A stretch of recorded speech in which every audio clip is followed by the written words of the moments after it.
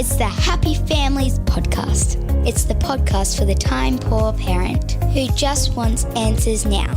Well, Kylie, last night we finally got to see what I've been getting so excited about for, I feel like it's been a year now. It has been. Season 2 of Parental Guidance, Episode 1. It was on the TV, Channel 9. If you missed it, watch out. There are spoilers all through this podcast episode. You can catch up on the 9 Now app. Hopefully, though, you got to see it, and we're going to talk about it a lot in this podcast episode. Kylie, first question for you. First impressions of the show. You've just watched an episode. How are you feeling? That was a longer pause than I was expecting. I'm trying to work out how to put it all into a succinct few words. I even told you I was going to ask this question. I am completely and utterly in awe of these families who have literally opened themselves up to the nation so that we can have these really important conversations. So brave. Really brave. And they're good families, right? Let's be clear. They've gone through psychological testing and so on to make sure that they're robust and can take the pressure of doing this. They are good families. I am confronted and deeply challenged by the role I play in my children's lives and the need to protect them. And I'm riveted. Yeah, it does that to you, doesn't it? I want to see the next episode now. I want to pick up on what you just said, this desire to protect. Watching last night's episode just creates every instinctive, impulsive, what do I need to do to keep my kids safe kind of thing, doesn't it? Like just blows it up in a couple of different ways. Great parents. Some really interesting challenges. We started nice and softly with the photo shoot, but then we got to know the families as well. So we had the Lighthouse parents. Lighthouse parenting is about arming our children with tools to make good decisions in life when we're not able to be there. We had the Outback parents. The Outback parents. Being outback parents, the kids get to learn so many life skills that other people just never learn. The Honest parent. Honest parenting is not holding back. I'm very brutally honest. And the gentle parents. The gentle parents. Gentle parenting is about letting children be children and respecting them as people. And everyone has a moment to shine, and everyone also has their flaws and foibles exposed to the nation. But that's what I love about the show, because it's showing us the realness of family life. You know, in so many ways, we have these massive wins and then we're like plummeted to the bottom of the ocean with an absolute doozy where we just feel like we've got it so wrong. Yeah, every parent feels parenting every that. day. Yeah. So for me, as I watch this, there are probably two really big things to talk about, and I don't think that we can do both of them in one episode. But let me ask you, what would your things be that we should be covering off today? Well, 100% we would be talking about online safety. Like, yes, holy smokes. It was like half the episode. And was there a single eye in the house that was not wet? I sat through it once already and I was still reaching for the tissues watching it. I was like, oh, man. I did notice you handed the box to me, but I heard the sniffles. I knew. I took 2 tissues first. But I think the other thing that really kind of confronted the room was our Lighthouse parents and their lack of supervision at the beach. We are literally on the beach, so the beach has become our backyard. Jace, can you see the kids? Let's go for a swim. They're between the flags, it's okay. We are outnumbered, so we can't focus all our attention on each individual kid, which means we have to let the other kids have their own freedom and their own space. So we're happy for the 2 older ones to go swimming by themselves. So that were my 2 things as well. I think that they each deserve an episode on this podcast. 100%. There's so much there. I'm going to do my very best to have a chat with somebody from Australian Swimming or Surf Lifesaving or something like that. We'll see if we can get them into the podcast for Thursday. But today, let's talk about the online safety stuff. If you missed it, here's what happened. So parents, we challenged you to give your kids an hour to play an online game popular amongst primary school children. The aim of the game is to trade with other players to get better items, and the trading relies on interactions. If you don't chat, you don't progress. We wanted to see what they did when a stranger approached them. To replicate a real-world situation, the stranger was an actor under the direction of an undercover AFP agent. This also happened. Give Pepper 1 hour of screen time to play an online game. As Lighthouse parents, we probably give our kids a lot more freedoms in the outside world than we do online. My friends play it, and I sometimes play at my friend's house. So just 1 hour. We don't give them the opportunity to do games online. Your online name is Pizza and you're trying to establish a relationship with Funny Animal. Maybe start by introducing yourself. My name's Lily. She said her name's Pepper. That's information she shouldn't be giving out. She's told me a suburb already.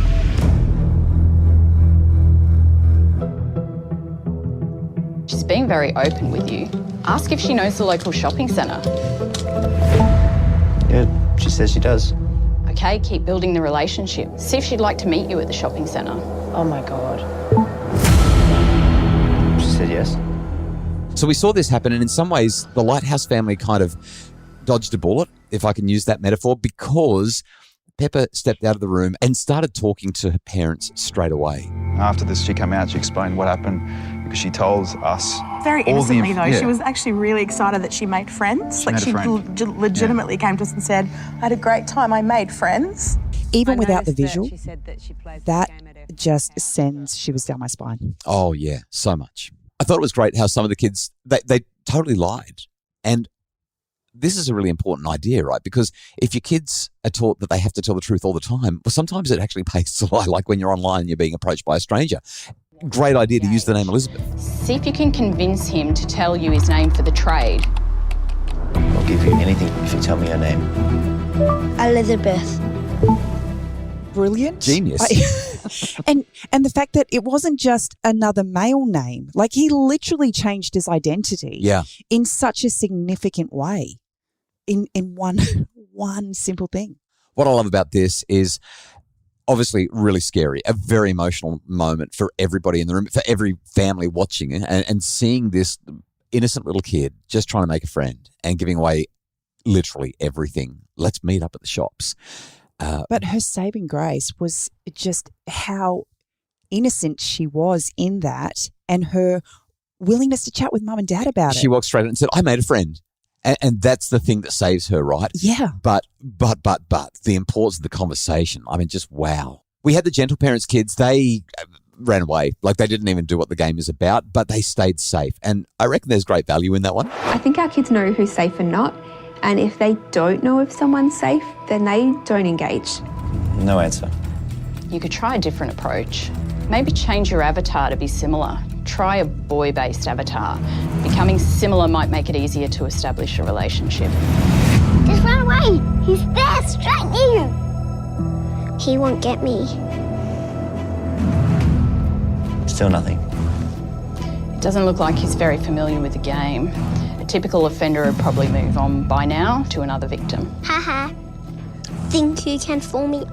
I'll fly away from you. You look at their age, though. Yeah, they're much younger. They're much younger. Yep.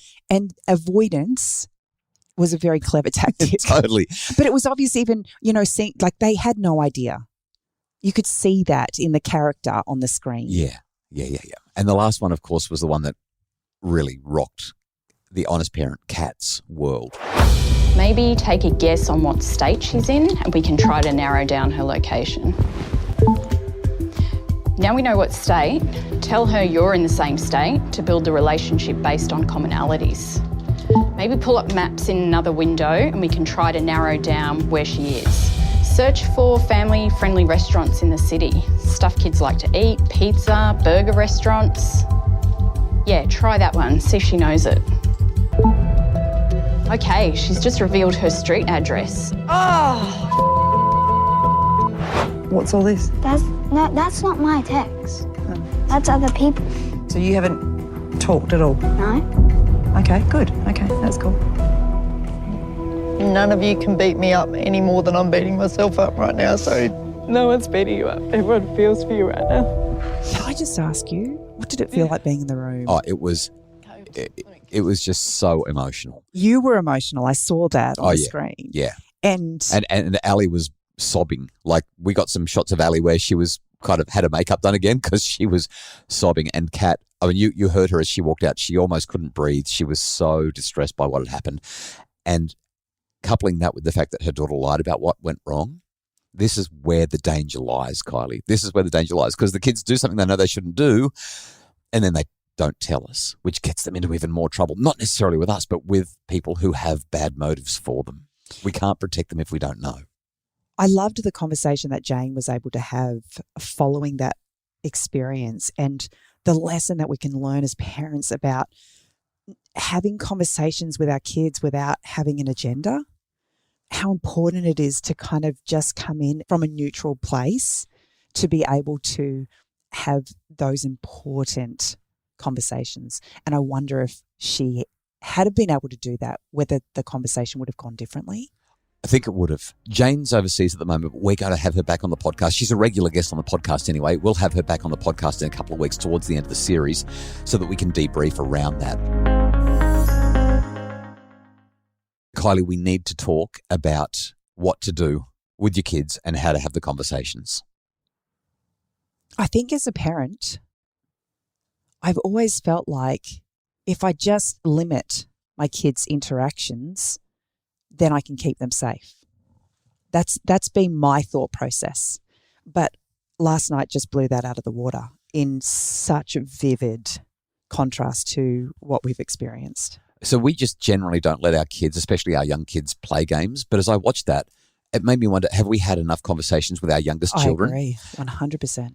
And this, I guess, shows a flaw in our thinking as parents, because I do what I do and we talk about this stuff all the time and we have pretty open conversations with the kids. But it made me think, I'm not sure if we've been there. And what I love about this show is the kids have watched it now. We have the perfect platform.